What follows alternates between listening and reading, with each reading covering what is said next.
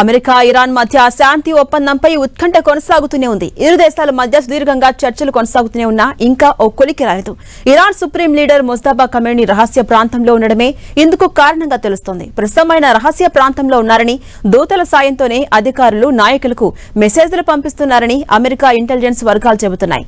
America Iran శాంతి ఒప్పందానికి సంబంధించిన frame work ను ముజ్తబా ఖమేనీ చూస్తున్నట్టుగా యుఎస్ నిఘా వర్గాలు పేర్కొన్నాయి. అయితే దానిపై ఖమేనీ నుంచి ఎలాంటి స్పందన లేదు.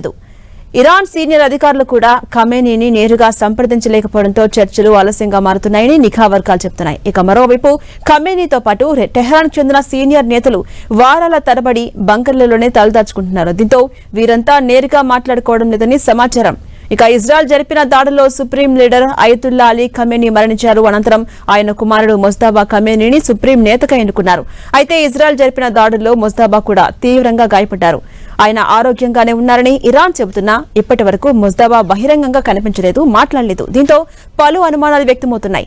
ఖమేనీ హోదాలో ఎవరున్నా టార్గెట్ చేస్తామని ఇజ్రాయెల్ హెచ్చరికలతో ముజ్తబా రహస్య ప్రాంతంలో ఉండడం ప్రాధాన్యం ఏర్పడింది. ఇక మరోవైపు ఇరాన్తో ఒప్పందంపై అమెరికా అధ్యక్షుడు కీలక వ్యాఖ్యలు చేశారు. ఇరాన్తో ఒప్పందం కోసం తామేమీ తొందరపడటం లేదని స్పష్టం చేశారు. అమెరికా అధికారులు చర్చల కోసం తగినంత సమయం తీసుకోవాలని సూచించారు.